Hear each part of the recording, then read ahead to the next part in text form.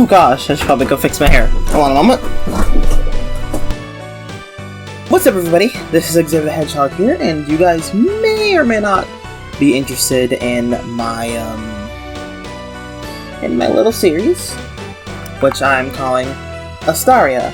This is where a lot of those recent animations has come from, like the ones with Sapphire and Catherine, all that sort of stuff. This is going to be, this document is more or less everything I have for the series, granted it ever gets off the ground. So, needless to say, if I ever do something with this, which I probably will, spoilers. Like, major spoilers. For those of you that are still here, let's do this. Wait a minute. Actually, let me go ahead and get something on first. There we are. Yeah, and I made myself a shirt based on it with this in the back. Anyway, onto the pitch Bible itself. God damn it, my hair again. Hold on.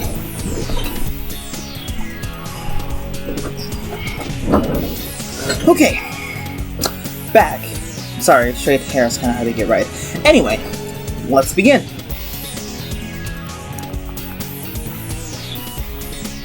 So, the logline, to my understanding, is more or less, okay, if I can compare to anything, you know when you watch a TV show, and, when you go into the guide and, and you get that, 1 or 2 sentence summary of the whole thing? Yeah, that's what the logline is. So, this one, it is, Sapphire and Emerald attempt to stop Queen Catherine's tyrannical rule. The two often have conflicting ideologies, often leading to... Forgot about that. Okay, back. Sapphire and Emerald attempt to stop Queen Catherine's tyrannical rule. The two often have conflicting ideologies, often leading to issues. I'm probably gonna revise that, considering, I've added a lot of stuff since I made that logline. So, I don't know, if you guys can think of a better logline for the series, let me know. Let me know in the description. I'd be very interested in reading what you guys might have to say. Anyway, so, here is the premise. This is a series made for all ages, but more for kids to teens. This is aimed to be an overall lighthearted series, but has its emotional moments. The overall plan for the series is to provide a fun and immersive ride for any viewer. In a broad sense. Maybe I'll play around with the idea of magic, but for now we're gonna keep it a bit more down to earth. Maybe like Sapphire unlocking hidden family power, but that won't be explored until late in the series, if at all. But the world itself is somewhat war-stricken. Many people have stepped up to Catherine. Many have fallen. Some were alone, others had armies. But the Queen just had too much support. She had her entire... She's the overarching ruler of the whole world, essentially. She has all the support. There are more desolated and dilapidated places in the world than not. Think Star Wars, and the way the Empire treated the worlds it excavated in Jedi Fallen Order. Let's say, I want to say Kashyyyk was one of the worlds. If you play Jedi Fallen Order, it looks very run down everywhere, and the mechanical bits clash very hard with the natural land, and it gives it a very, not unfinished look, but it gives it a very war-torn look. That's what I'm trying to go for. There are some parts of this world that do look good. Let's say the main country where Catherine rules the most over. Some parts look good. Other parts, however, where Lady Kaelin lives, aren't faring so well. Obviously, it's under surveillance by Catherine's soldiers, but they live relatively close to the castle. so they live in one of the better off sections of the land. But Lady Kaelin, on the other hand, well, she lives and protects one of the more destroyed areas, which is going to explain her character line. But Ahri, being one of Katherine's top soldiers, lives in the royal palace. Speaking of characters, here's our one of our two main characters, Sapphire. She looks like this. You definitely have seen her a couple times on my channel. But let's go through her description. You're anything but typical rebellious teenager. She's confident and quick to make jokes at enemies' expense, but you realize she barely escapes scrapes alive. That's why she gets training from Lady Kaelin, though her own experiences also inform her fighting style. Think of her as a mix of Sonic the Hedgehog and Return of the Jedi era Luke Skywalker. Eventually she'll get better, but she isn't there yet. At least, that's what she develops into during the pilot. Eventually she'll be wiser, more mature, but that'll be left to a continuation series, or the main series after the pilot. At first, she doesn't want anything to do with this. She's no scared little girl. Like her interactions with the soldiers, she can be kind of stuck up toward them. Like she's not scared of them at all. But she doesn't really want to do much to improve the situations of anybody else in the neighboring countries and might not be faring so well. She's a bit selfish, is what I'm trying to say. That's gonna be her main character flaw that she's gonna need to overcome in the pilot, is selfishness. She's less than impressed with Katherine's rules. I mean, she has a general idea of what's going on around her. But she's accepting of her life as it is. As far as she's concerned, as long as it doesn't affect her, or her family, or her friends, she could care less. As long as it doesn't have anything to do with her, she doesn't care. After she sees the darker side of Katherine for herself, Sapphire, it kind of hits her hard. Because she's heard of these things, but seeing something and hearing something are two very different things. And so, naturally, she'd be afraid of the same thing happening to someone she loves, or maybe even herself. And she has now made it her mission to stop Katherine by any means necessary.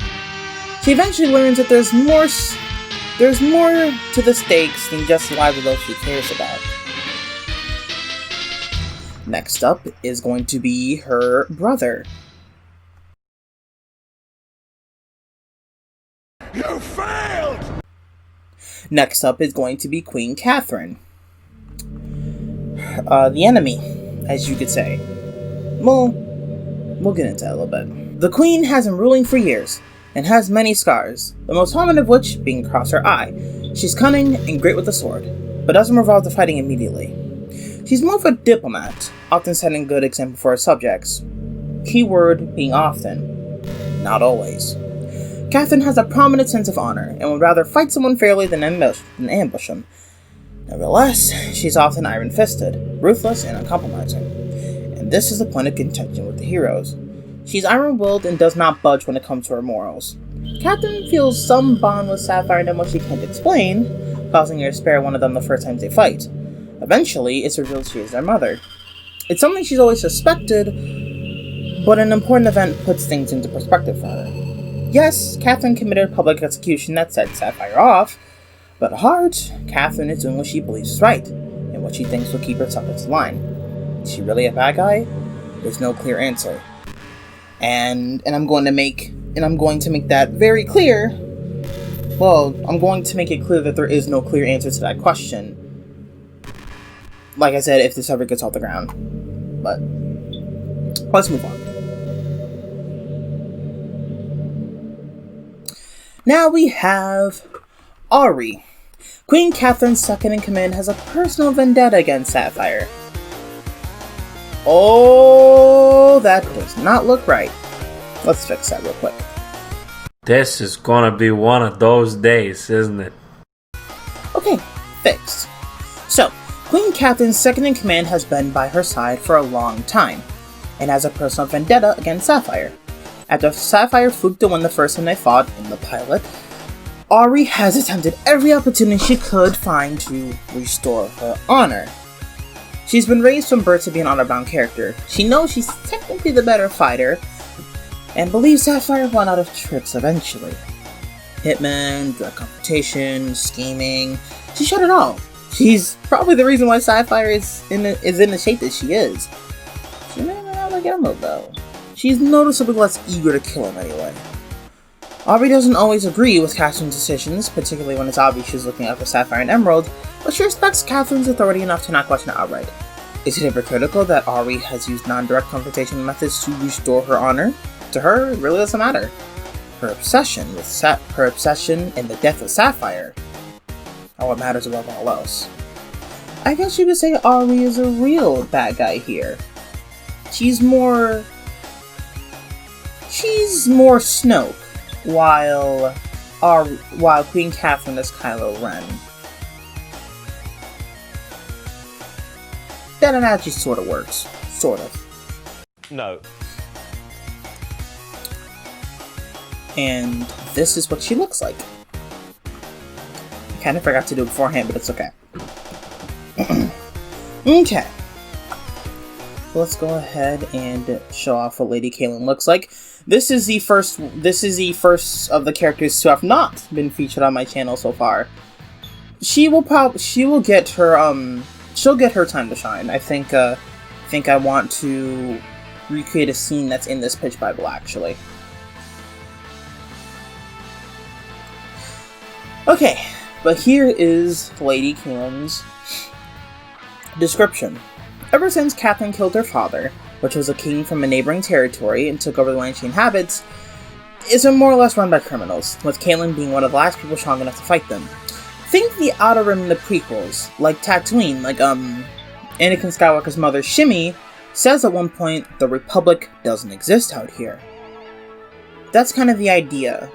Like, this is one of the farther reaching areas of the world where Katherine's stronghold isn't as tight. Katherine has sworn vengeance on the Queen ever since. This is why when Emerald saves her from one of Katherine's soldiers, she's more than happy to join them, though she shows distrust at first. Lady Kaelin has had to rely on herself for a long time, molding her to a dangerous, self-reliant character. This will make it harder for her to open up to people than someone like Sapphire. That's going to be something that I harp on a lot in the pilot. She's hard on the outside, soft on the inside, and that slowly becomes more apparent the more time she spends with the two siblings. She spends a lot of her time away though, normally dealing with matters in her homeland. You know, this would be just a decent excuse to write her off, so we could focus more on the main stuff. I mean, obviously, I'm not going to keep her away for like long stretches, let's say it's a 20 episode series. I'm not going to keep her away for 7 episodes at a time. But it's just a way to write her off whenever I need her to be. Kaelin is a sword fighter, much like Katherine. Her and Sapphire develop to be on a level of sisters, and Kaelin takes all the time she can to help train Sapphire in the ways of the sword to defeat Katherine. Conversely, Emerald and her have a slightly more interesting relationship. Emerald sees her as a good friend, as does she, but she finds this quick-wit annoying sometimes. Emerald also finds Kaelin's hard-ass attitude somewhat of a turn-off, so to speak. Regardless, she loves these two like family, and will do anything to protect them. Now, we get on to Emerald himself, our second main character. Sapphire's twin brother, and foil to her, he loves his sister dearly but is quick to point out her flaws, often causing them to get into disagreements. Emerald is quick-witted and analytical, and less headstrong than Sapphire. He's more of an Obi-Wan to Sapphire's Anakin. While Sapphire is quick to rush into a situation with good intentions, Emerald is more of a pragmatic character. He wants to analyze the situation first, and then develop the best way to solve the problem. The familial love they have for each other is always apparent, often manifesting in the two saving each other from trouble. Emerald understands why Katherine is doing the way she is, unlike Sapphire, and often attempts to convince Sapphire that Katherine is just in her decisions. something always drives him to go along with his sister, even against his better intentions. Even if it is only to protect her. While the two do have their disagreements, the two have always stuck by each other and come as a package deal. Till death do us part? Yeah, that's these two. In a familiar sense, of course. And here is his design. I figured green is really good contrast for purple. Kind of a visual indicator of their contrasting personalities. But being the yellow that they share as their accents on their shoes, gloves, pants, and armbands, is also kind of a visual indicator of as many differences as they have, they're stuck like glue.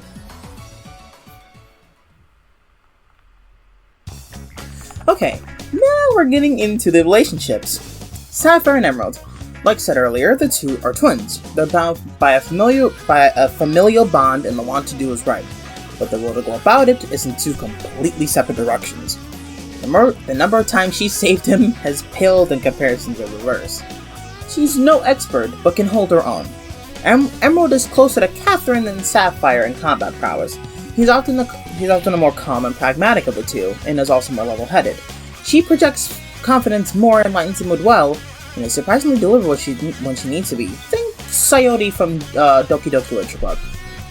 They have their arguments, especially when Sapphire rushes into things, but at the end of the day, the two are inseparable. So you can probably see how their conflicting personalities would make for some pretty interesting dialogue. And here is a picture of the two side by side. Sapphire and Catherine. Sapphire will do anything it takes to relieve Katherine of power. She'll go through army after army if it means making the world and her friends' and family's lives better, or the whole land once it's apparent the fight she's gotten to is much bigger than her. Sapphire won't stay down, and will always make strides to stop Katherine, even if she isn't strong or mature enough to stop her. Katherine recognizes Sapphire and Emerald as largest threats to her rule, though she isn't directly hostile towards either of them, as an indicator of respect. Katherine secretly suspects they're her children, and can't bring herself to track either one of them down. If it were up to her, they would have joined her side ages ago. The hostility is more reserved for, before I finish that, well, here is a picture of Sapphire and Catherine. This was taken from the standoff animation.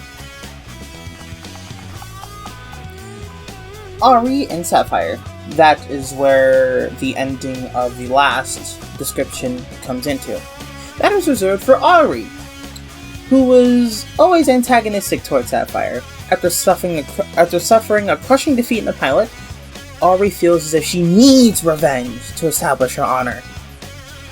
Ahri is one of the best soldiers, if not the best. No, she's second in command. She is the best that Queen Catherine's army has to offer in terms of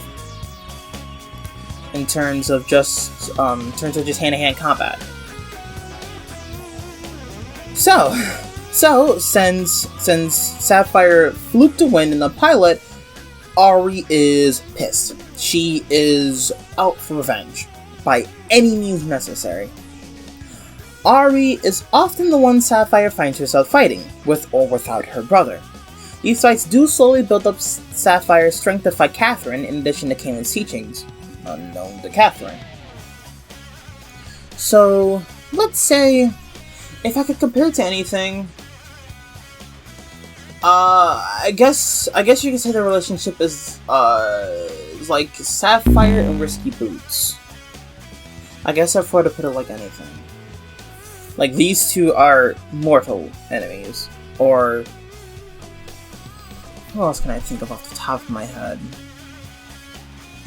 Or, if you watch the stop motion series, you could say it's like Xzavyer and Vader. And here's a picture of the two, taking place during one of Ahri's many assaults on Sapphire. Okay, now Sapphire and Lady Kaelin. The two are like close sisters. While Kaelin isn't always there, she's there when she's needed, and that has earned Sapphire's everlasting respect. Somebody that's there for you when you need them. I think what makes Sapphire respect Kaelin the most is not so much as she's there when she's needed, but that she finds her way there despite having a very busy schedule, defending her own land and all that. That's what gets Sapphire's respect the most. Kaelin always pushes Sapphire to do better, and takes time to train her when possible. She's the reason Sapphire tries to rely on her brother less. Though, I think in an episode that can kind of lead to, not so much a splitting, but a dark patch in Sapphire and Emerald's relationship. And I'm glad I'm saying these things now, because I could always refer back to this video when I'm writing down episode ideas. Anyway, here is a picture, and actually, this is what I was talking about earlier, when I said I wanted to include Kaelin in one of the animations. This is the concept I was talking about, like having a short animation of her kind of training Sapphire, like maybe starting off with them doing like a short duel with swords, and Sapphire slipping up, Kaelin grabbing her arm, stab, obviously ain't gonna really stab her, but, you're doing fine. You're doing fine, Sapphire, but you still have a ways to go. Here, let's kind of fix your sword stance first off, and that would be where this little screenshot will come in. But anyway, let's move on. Lady Kaelin and Katherine. Lady Kaelin has utter contempt for Katherine after Katherine killed her father, the king of Mantria. I don't know how exactly I want to pronounce that. I was thinking of Mantria, the land in which she lives. Ever since Katherine killed the king and took over the land, it's been basically run by criminals, with Katherine being one of the last people strong enough to fight. So any instant she can, Katherine is the quickest to fight out of all three.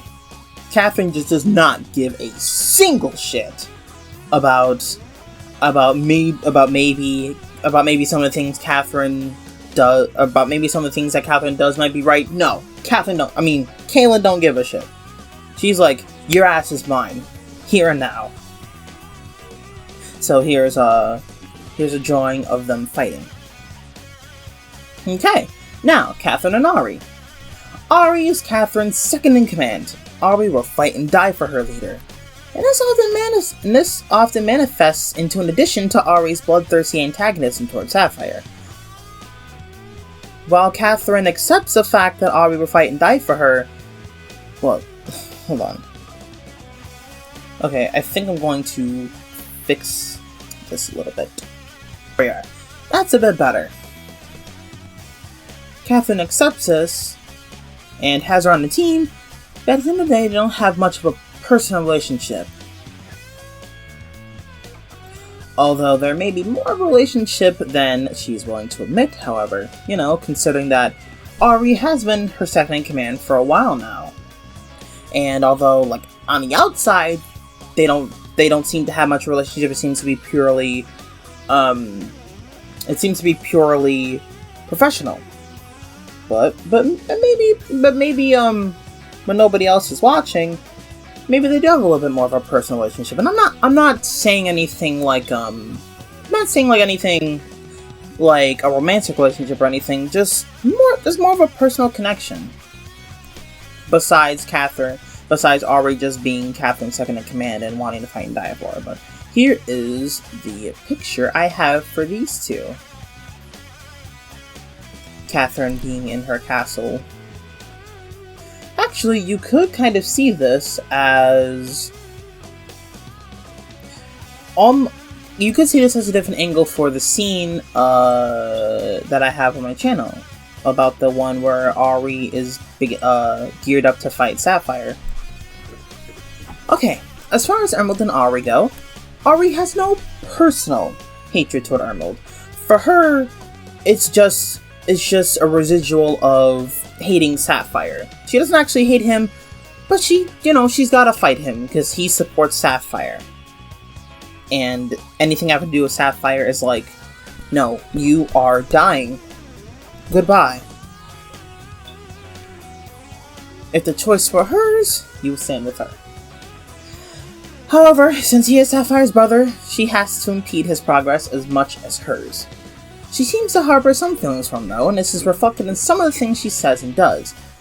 But it's extremely subtle. It is purposefully unclear if he feels the same way. Okay, let's take this scene, for example. Okay, he says, "We don't have to do this."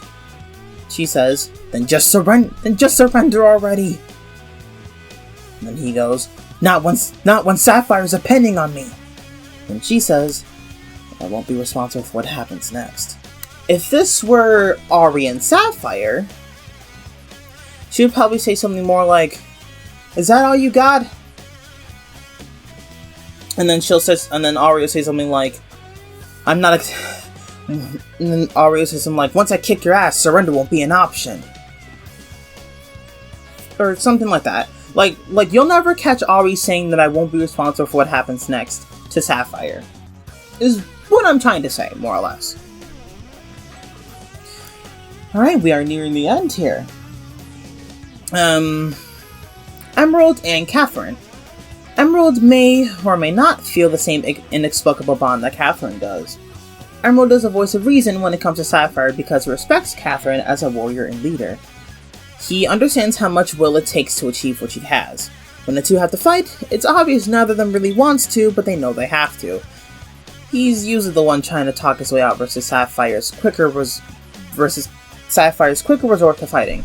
Out of the two, he is much closer to matching Katherine power-wise than Sapphire is. Also, I apologize, I did not have enough time to create two drawings for these next couple of character dynamics.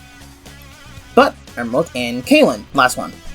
The two have a big sister, little brother type dynamic. His wittiness and constant interviews unnecessary, pointing out Sapphire's flaws annoys her sometimes. Regardless, they love each other as family, and Kaelin respects his fighting spirit and combat prowess. So Emerald and Kaelin probably won't be interacting like as much as, let's say, Sapphire and Kaelin.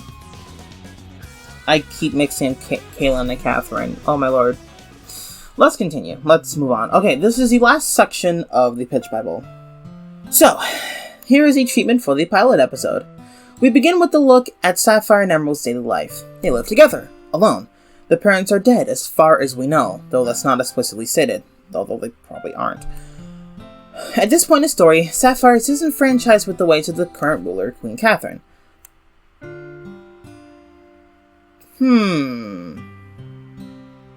Remember when I said that some of the things that I've written are a little bit older, and I've made a couple edits? This is one of the things I was talking about.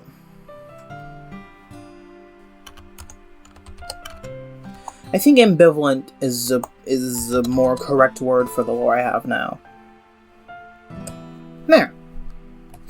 Emerald isn't exactly ecstatic about Katherine's will either, but his respect for her keeps him from doing anything either. Until one day, they come across Katherine ordering 3 of her soldiers to execute a criminal, who was later introduced as Lady Kaelin, for petty theft. Sapphire moves to stop them, but is powerless to do anything, and is almost taken until Emerald saves her, and then him and Lady Kaelin step in to handle the soldiers. This act makes them public enemy number 1. When Katherine finds out who they are, she sends Ahri to find where they lived and bring them to her. Lady Kaelin aids them in escaping and fighting off Ahri. When they have some time, Lady Kaelin trains Sapphire to fight with the sword so she can properly take on Katherine. When it comes time to strike back, the 3 storm the castle. Kaelin and Emerald fight off the soldiers Katherine sends out while Sapphire fights Katherine herself. Sometime in this battle, it is revealed that Sapphire is Katherine's daughter. That being the reveal. That is, the reveal animation that's on my channel. The final shot is a shocked-faced Sapphire. Whether she will join or not is left for the series or a second movie. So this is like the whole start. Here are just some episode ideas. Number 1. I'll show you the dark side. Katherine is successful at turning Sapphire, with Lady Kaelin away nursing her.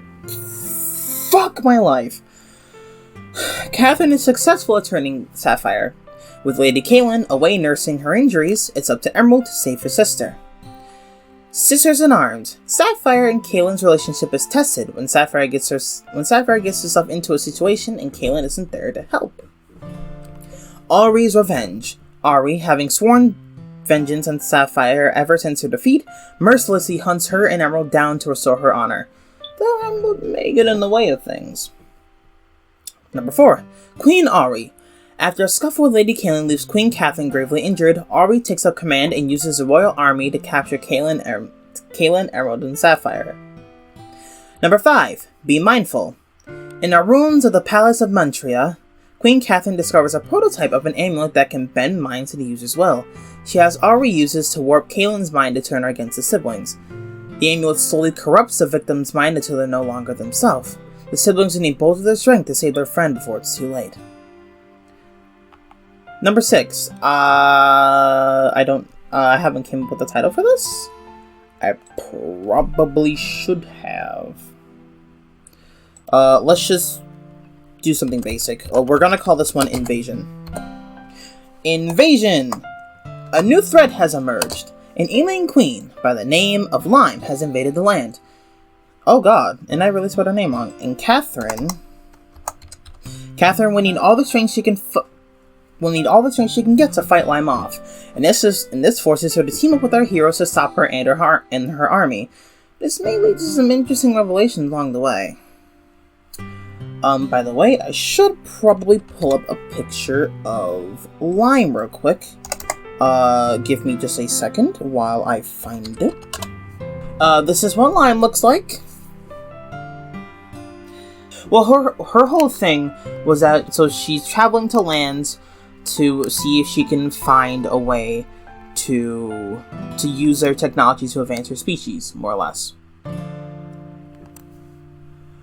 But she's failed so many times that she's begun to take this measure into more hostile ways. So, setting up the invasion episode. But as far as it goes for right now, I believe that is everything to cover with us with Astaria at the moment.